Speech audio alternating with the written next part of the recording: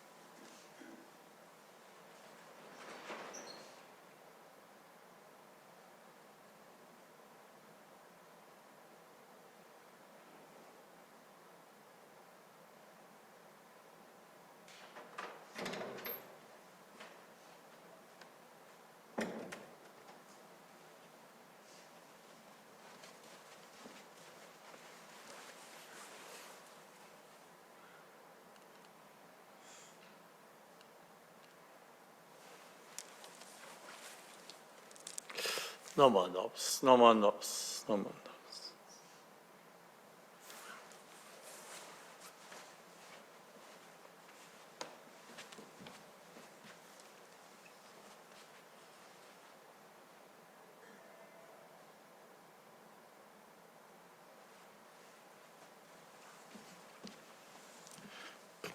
Good morning, everyone. Welcome to our regular Sunday service. It's pretty cold out there still, and I notice we have more people on Zoom than actually being here, but I don't blame anybody for not going out in this weather. So we'll begin this morning service with a moment of silent meditation, followed by the recitation of the name of the Buddha or the Onen Butsu.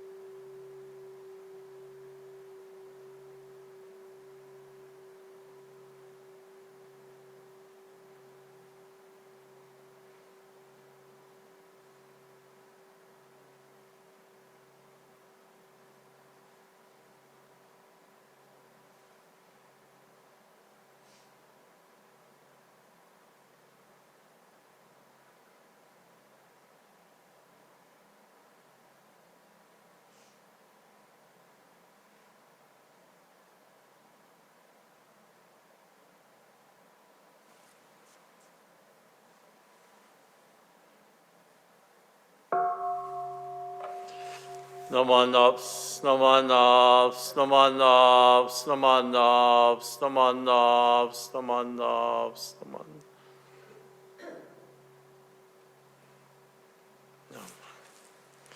Naman. Next, we'll be reading together the homages and Tisarana, or homage and three treasures.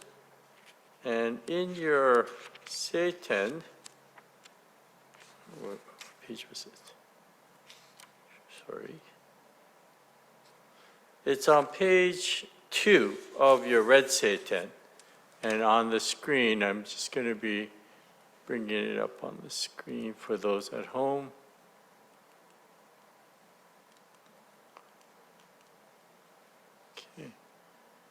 Okay. Can you see it at home? Yes, okay, good. So we're going to read together the homage and three treasures. Homages. Hard it is to be born into human life. Now we are living it. Difficult it is to hear the teachings of the Blessed One. Now we hear them. If we do not gain emancipation in this present life, we may not be free from ill-faring in the ocean of births and deaths for kalpas. Let us reverently take refuge in the three treasures.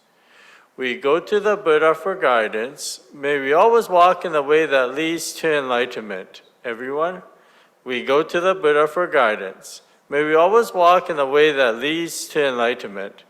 We go to the Dharma for guidance. May we be submerged in the depth of the teachings and gain wisdom as deep as the ocean. Everyone, we go to the Dharma for guidance. May we always walk in the way that leads, may we be submerged in the depth of the teachings and gain wisdom as deep as the ocean.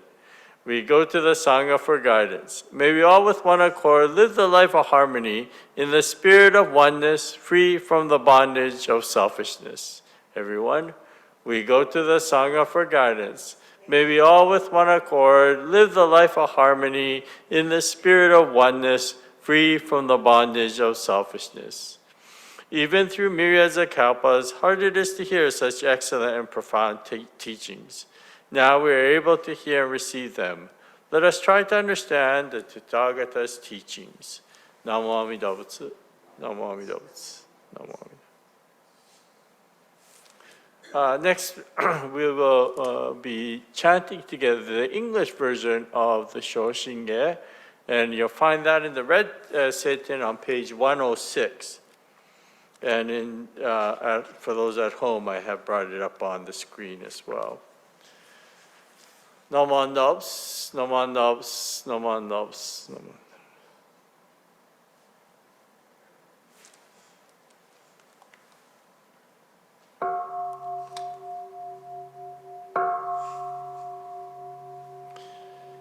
In trust in in the working of limitless life. Bow to the light that surpasses all thought. Bodhisattva Dharmakara in his seeking stage, Satlokeswara Raja at his Buddha seat. He learned the causes and conditions of each Buddha land, studied the inhabitants and all their qualities. On this foundation he brought forth supreme aspiration, awakening the great vow, all embracing, vast and rare. Through ages of reflection, determining his vow, he reaffirmed his calling name would be heard everywhere. Thus he radiates his light, immeasurable and boundless, unhindered beyond compare, a dazzling, glorious blaze. Light that purifies the mind, light of joy and wisdom, light unceasing beyond thought, far beyond description, brighter than the sun and moon, illuminating countless worlds. Every being, everyone receives this radiant light. The calling name of the primal vow properly directs us. The vow of sincere and trusting mind becomes for us a cause. Equal awakening is attained, confirming great nirvana. Because of the vow's fulfillment, nirvana is surely attained. The reason that Tathagata came forth into our world was to teach Amida's primal vow, boundless as the ocean. Now beings also boundless in this evil impure age should respond in trust and take to heart Tathagata's true words.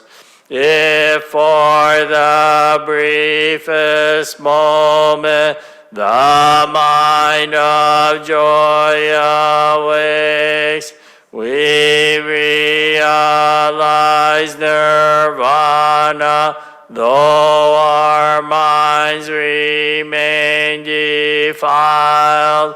Worldly wise dharma haters alternate enter as rivers pour into the sea, becoming of one taste. The all-embracing mind light always shines on and protects us. The darkness of our ignorance already has dispersed, yet craving, anger, greed, and hatred, like dark clouds and mist, always cover up the sky of true insight and faith. As clouds and mists obscure the sun, covering its light, yet beneath them pure light radiates, no darkness can be found. Receiving faith with reverence, discernment, and great joy, without we pass beyond the evil realms. When ordinary beings, whether full of good or evil, hear and trust Tathagata's all-embracing vow, Shakyamuni calls them all superior, clear-sighted. Such people are correctly named white lotus flowers. Amida Buddha's primal vow established Nembutsu, yet we who cling to evil views with arrogance and pride can never easily receive the truth with joyful faith. There is nothing that could be more difficult than this. The masters from teachings from India in the West, and all the noble monks who lived in China and Japan, explain to us the great sage came with a true intention to clarify the primal vow accords with everyone. Shakyamuni Buddha dwelling on Mount Lanka, to the multitudes foretold one day in India south, Mahasattva Nagarjuna will appear in this world and destroy dualistic views of being and non-being, transmitting Mahayana, the Dharma unsurpassed. He will realize the stage of joy, be born in the land of peace, and teach that arduous practice is like struggling down an endless road, while joyful trust in the easy way is a peaceful voyage at sea. With mindful recollection of Amida's primal vow, without design instantly we reach a certain stage, and with a soul eternal praising of Tathagata's name, let us repay the kindness of the great compassionate vow. Bodhisattva Vasubandhu in his discourse stated that he has surrendered to unhindered life, relying on the larger sutra. He revealed true virtue, made known that with the great vow we leap over birth and death. Through the power of the primal vow, transferring us its virtue, he revealed the single mind, delivering all beings, entering the all-pervading precious sea of merit. We surely will be numbered with the great assembly, allowed to reach the lotus world. We realize true suchness.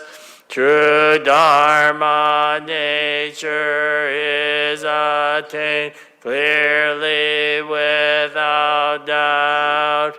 We play in the forest of passions, yet manifest wonderful powers.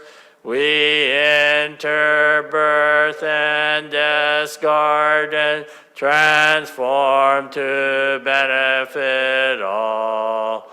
The king of Liang in ancient China, revered master Tanwan, and daily bowed toward his teacher, a bodhisattva in his eyes.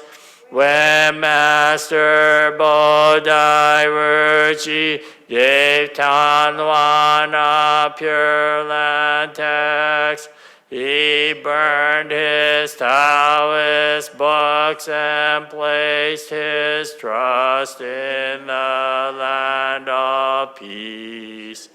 He wrote a commentary on Vasubandhu's discourse, revealed cause and effect of birth, both come from the vow.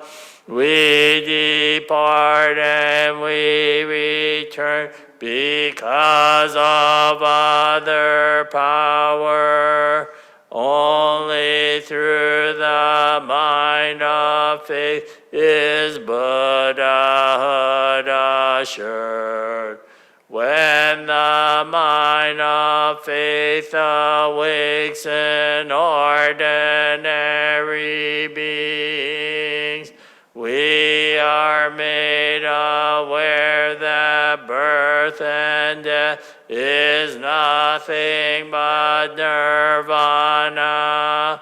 And when unfailingly we reach the limitless and radiant land, we will save the myriad of beings everywhere. Tao Cho discerned on the noble path, attainment is hard to confirm, and clarify the Pure Land as a sole way to break through. Criticize self-power practice of the myriad good works, and urge us only to recite the perfectly virtuous name. He kindly taught us face aspects, pure mind, single and constant, guides us as the Dharma declines toward outward form and extinction, meeting the all-embracing vow, though doing evil all our lives, we reach a world of nurturing peace, realize the fruit of enlightenment. Shanto alone shone light upon the Buddha's true intent, empathizing with those who practice good and with the rebellious and evil. He made it clear that the radiant name is a cause and condition for birth, clearing the way for all to enter the great seal of wisdom, the primal vow. We then receive the diamond mind, one and indestructible, through one moment of joyful thought in oneness with Amida. With Vaidehi we acquire faith and joy and wisdom, awaken to the way things are eternal and at peace. Genshin studied fully every teaching of the Buddha, chose refuge in the peaceful realm, imploring all to follow, divided deep and single faith from shallow sundry practice, distinguished birth in the true Pure Land from provisional attainments. He taught that even evil ones should simply say the Buddha's name. I too, he said, am fully in Tathagata's embrace. Though my defiled and anxious mind prevents me from perceiving it, the light of great compassion shines upon me ceaselessly. Our old master Honen understood the Buddha's teachings with compassion for all ordinary beings, good or bad. He caused a true essential way to flourish in these islands, proclaim the selected primal vow throughout this evil world, returning to samsara's house, the wheel of birth and death, results when doubt and lack of trust become the mind's foundation. But when the mind of faith awakes, we are quickly made to enter the home of pure tranquility, transcending all conditions. The Mahasattvas and masters, through teaching the sutras, have saved countless beings so defiled and corrupt.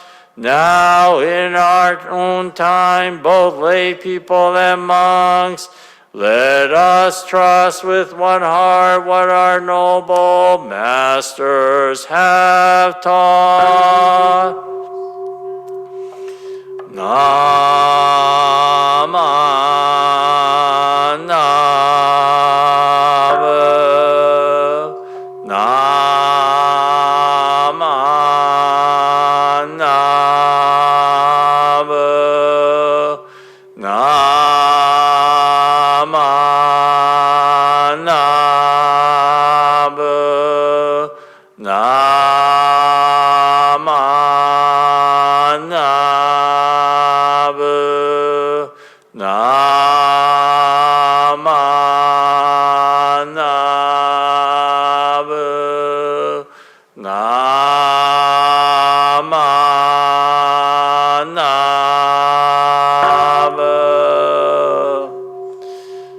The virtue of Amida's vow is shared equally by all, together attaining awakened mind.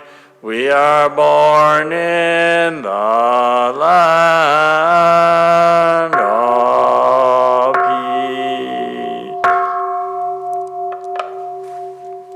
Namandap, Namandap, Namandap, Namandap. Okay.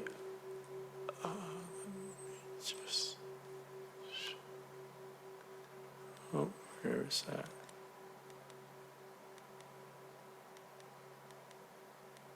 Oh, what did I do with that? Okay.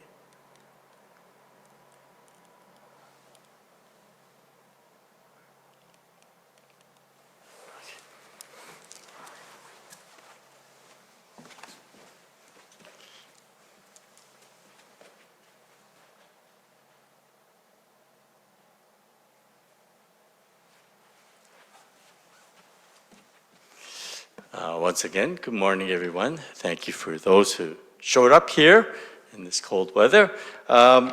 Today we actually chanted something that is chanted regularly, not in English, in Japanese in Japan.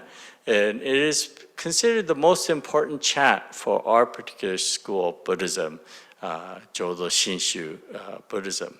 And it is chants known as the Shoshin Nembutsuge, or as you see on page 106, it's entitled the Hymn of True and Trusting in the Nembutsu. Okay, and this was a chant that it's actually comes in the writings of the founder of our teacher, Shinran Shonin. His scroll is just to the right of the statue. And the reason why we chanted it this morning is that next week we'll be holding here what we call our Ho-Onko service. And the Ho-Onko service is a service to honor the memory of Shinran Shonin, the founder of Jodo Shinshu. In fact, it's January 16th is the date that is said that he passed away in 1173. So 1273, sorry, no, 1263. 1263. Right? He was born in 1173 and passed away 1263.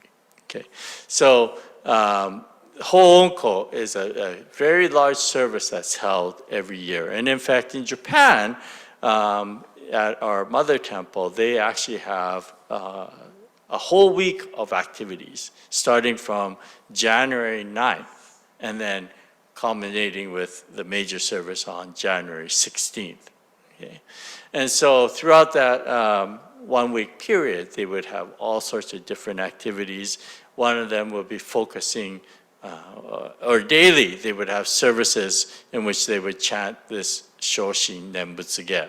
Of course, not in English, in Japanese, okay? And so for a number of years now, ever since we received this Hawaii, this red Satan is from Hawaii, actually, okay? And ever since we received this, and this was printed back in, this version was 2012, okay? So, and one of the nice aspects of this Hawaiian Satan that I personally really like is that they have the chants, they created English chants, translations that are quite chantable. And so we periodically do chant here in English as well. And so today we chanted this Shoshinge. You may have noticed during the chant, I missed a couple of lines here and there. And this is all to do with my mind not being there in the present. And what happened was,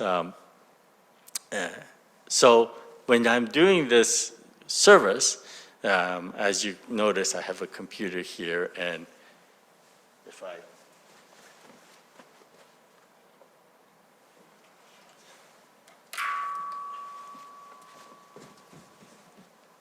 sorry, I'm just showing the people here in the Hondo the fact that we have, oh, hang on, I just have to change my computer screen.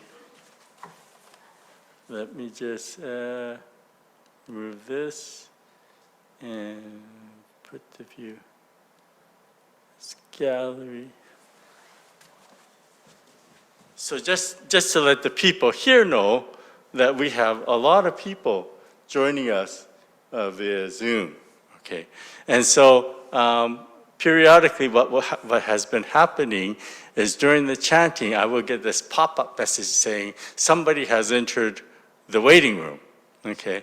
So I have one eye on the chant and one eye on this message that pops up. And so I have to let them in to join the service. And of course, it's pretty simple enough. But this is where my ego comes in. I want to see who's joining us late, or if the connection has cut off. You know, is it something to do with the Zoom or not? So I'm looking at the name of whoever is joining in, and because of that, my attention gets taken away, and I lost track of where we were chanting. Okay, but the point here is that. You can see that we have all these individuals, and this is just the first page, there are more, okay? So we have a number of individuals joining us by Zoom. Anyways, today what I wanted to talk to you about was this Shoshinge and why it is so important for us. So this Shoshinge, as I mentioned, is part of the writings of the founder of Jodo Shinshu, Shinran Shonin. And it is a song that he wrote in a much larger piece, a work of his, called The True Teaching, Practice, Attainment of the Pure Land Way. And it talks about, it encapsulates basically the whole teachings of our Jodo Shinshu philosophy. So the first half of this hymn, so if you look on page 106 again, and for those of you at home, I'm sorry, I'm not going to scroll through it again, but for those of you who are here, if you look from page 106 to the bottom of page 107, okay, so up to stanza 11, he's talking about, Shinran Shonin is talking about primarily the teachings of Amida Buddha. And where it comes out from, okay, which sutras it comes out from. So he talks about the larger sutra, etc., and that the ultimate goal of Shakyamuni, the historical Buddha, was to present this teaching of Amida Buddha. And then from stanza 12, at the very bottom of stanza 12, you see it says, page 107, it says, the masters of the teachings from India and the West, and all the noble monks who lived in China and Japan, explained to us the great sage came with a true intention to clarify that primal vow accords with everyone. So from that point on till the end of it, he's talking about these 7 great masters, okay, through India and China and Japan. And those masters are in our altar on the very far left-hand side, okay? So Shinran is saying, through these great masters, the teachings have been passed down to us. And then when we think about our own lives, it's not only these individuals, but it's all the individuals that we encounter through our own lives that have guided us to listen to the teachings. My uncle Nat heard this Friday, because I mentioned this on Friday at a different service, but this past Thursday we had a movie, live performance, a movie night here. And unfortunately, it was the worst time, the timing was the worst that we could have, because it was a joint venture between ourselves and the Consulate General's Office of Japan. And actually, hang on a second, sorry. I left the screen as it was, and I should, what I meant to do was do this. There we go.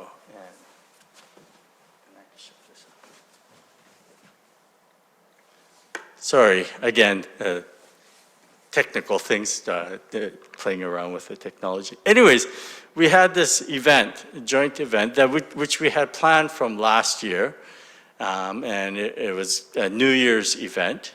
And it was a combination of a live performance by a shamisen and taiko performer, followed by a Japanese movie.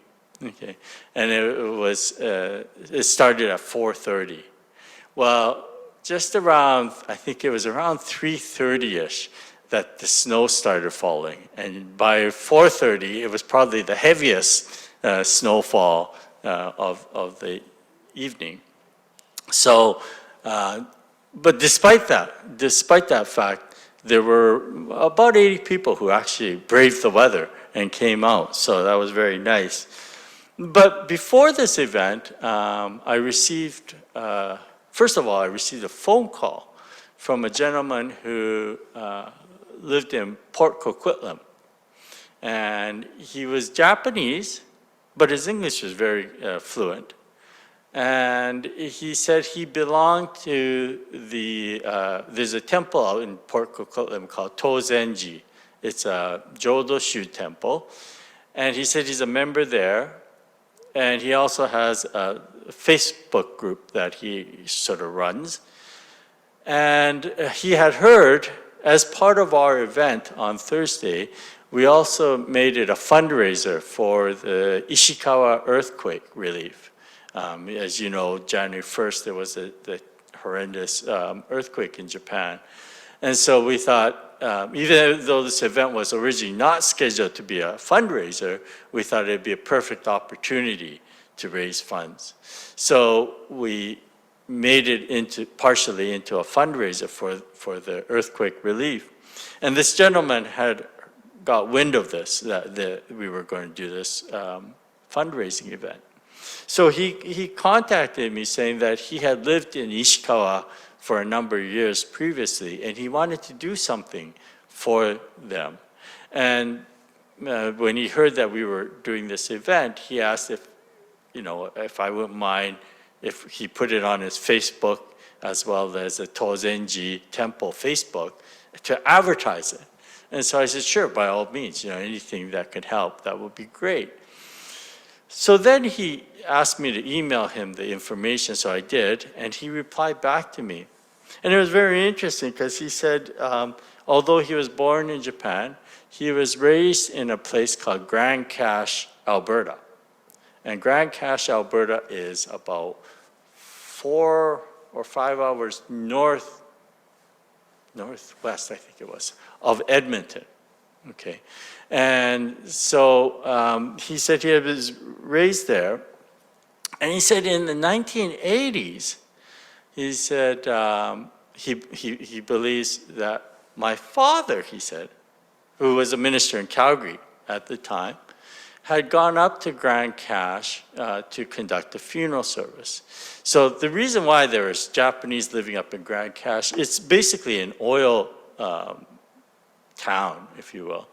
And there was a joint venture between a Japanese company and a North American company, some oil exploration.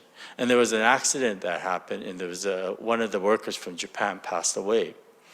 And so through word of mouth, I think it was through the Consul General's office in Edmonton, they found that, they knew that my father was a Buddhist minister in Calgary.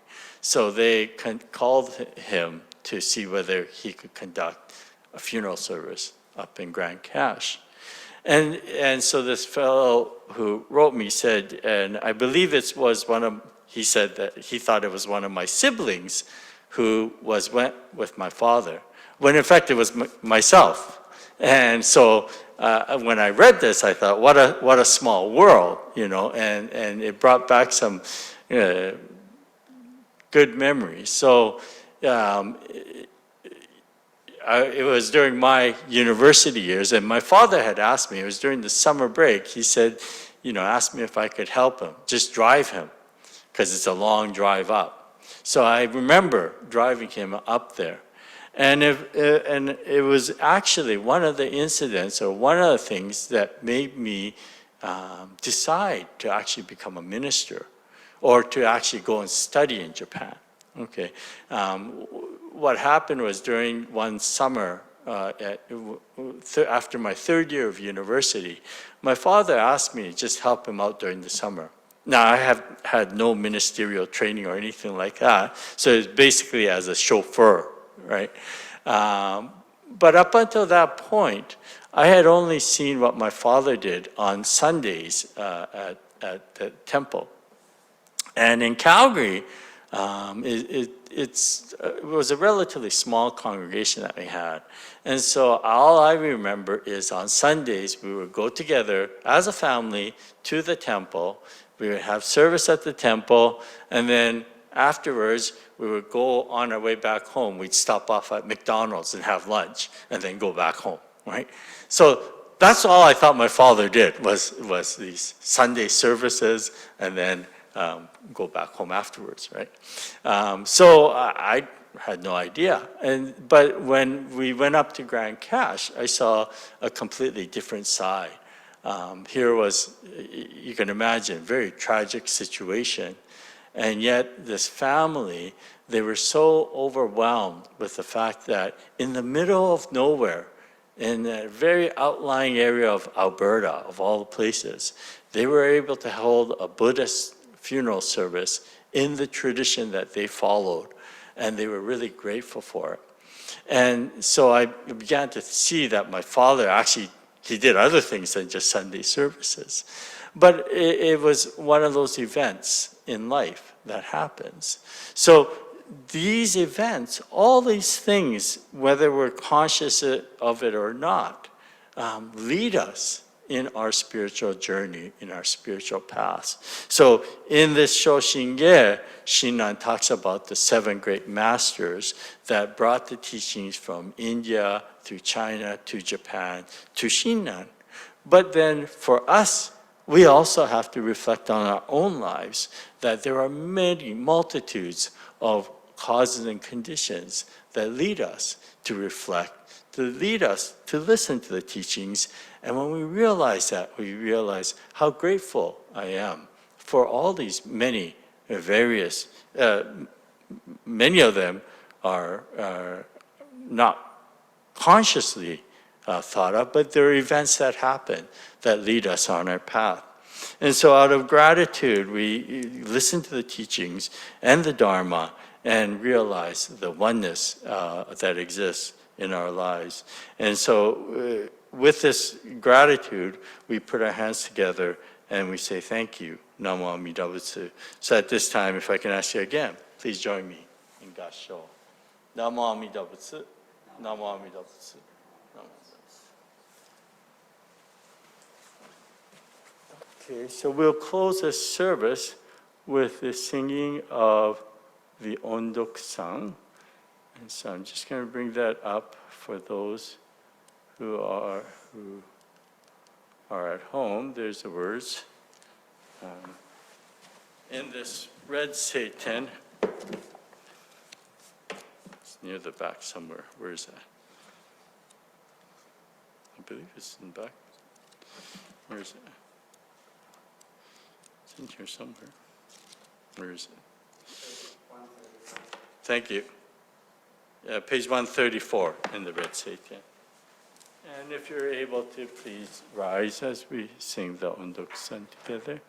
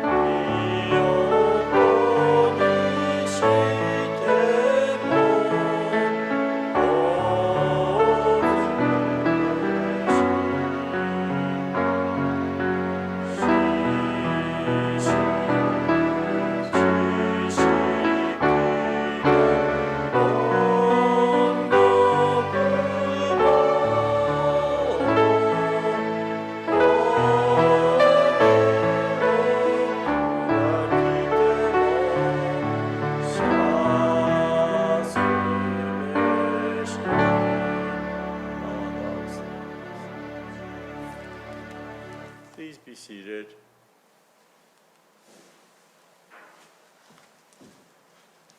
So this will conclude this week's regular service. Next week, as I mentioned, we have our Honko weekend. It's the most important service weekend for us, for Jodo Shinshu followers. Unfortunately, this year we were unable to get a guest minister to come. There's a very big shortage of ministers right now, and so myself and Roy Sensei, who is actually in Vancouver today for their Honko service, we will conduct the service. And on Saturday at 3 p.m., I will be giving a public lecture on the 10 benefits in this world of receiving what we call Shinji. So that's on Saturday at 3 p.m. And then on Sunday at 10:30, we'll have a joint English and Japanese Honko service. One of the things that I'm excited about for Honko service is that over the many number of years, this temple has had the bingo function.